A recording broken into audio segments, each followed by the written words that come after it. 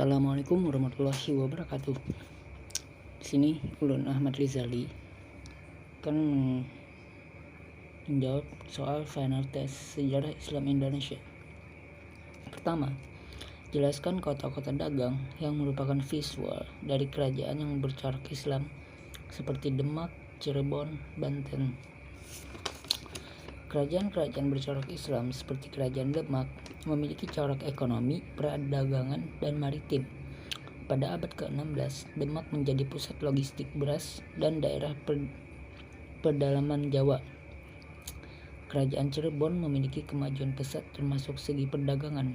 Cirebon mampu merebut pelabuhan Sunda Kelapa. Dari sanalah usaha perekonomian di Kesultanan Cirebon berkembang pesat sampai ke Campa, Malaka, India, Cina, hingga ke Arab. Soal nomor 2, sebutkan contoh-contoh kerajaan yang bercorak Islam, khususnya di Sumatera dan Jawa. Kerajaan Islam di Sumatera ada Kerajaan Perlak, Kesultanan Samudra Pasai, Kesultanan Aceh Darussalam, Kesultanan Siak Sri Indrapura, Kesultanan Kampar, Indragiri, Jambi, Kesultanan Palembang Darussalam, Kesultanan Pagarayung, Kerajaan Aru, dan Kerajaan Barus.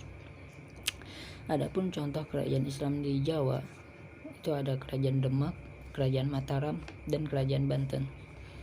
Soal nomor 3, jelaskan terbentuknya Kerajaan Banjar dan Goa. Sedikit sejarah tentang Kerajaan Banjar adalah kerajaan Islam di Kalimantan yang didirikan oleh Raden Samudra atau Sultan Suryansyah. Kerajaan Banjar berdiri pada tahun 1520 sampai 1905 Masehi atau tepatnya pada abad 16.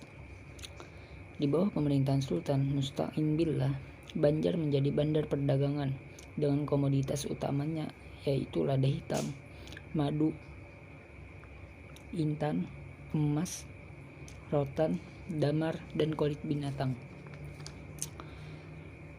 Adapun Kerajaan Goa Talu, dulunya kerajaan ini merupakan gabungan dari dua kerajaan, yakni Goa dan Talo.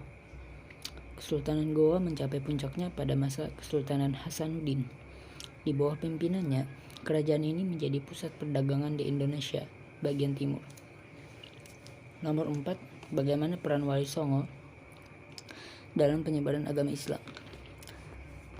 Peran Wali Songo yakni sebagai berikut: pendakwahan dan penyebaran agama Islam, sebagai pendukung dan penasihat kerajaan Islam, sebagai pengembang kebudayaan daerah yang berisi sesuai dengan ajaran Islam.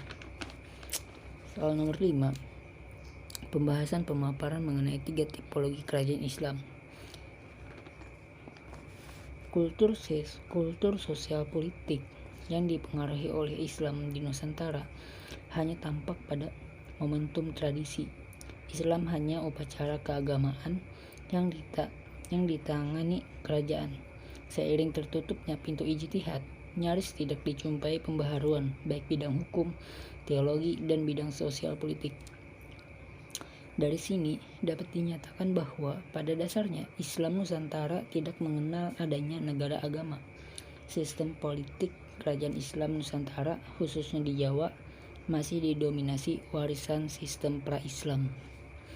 Nomor 6, bagaimana pendapat mengenai teori kolonialis dan imperialis terhadap kerajaan yang bercorak Islam?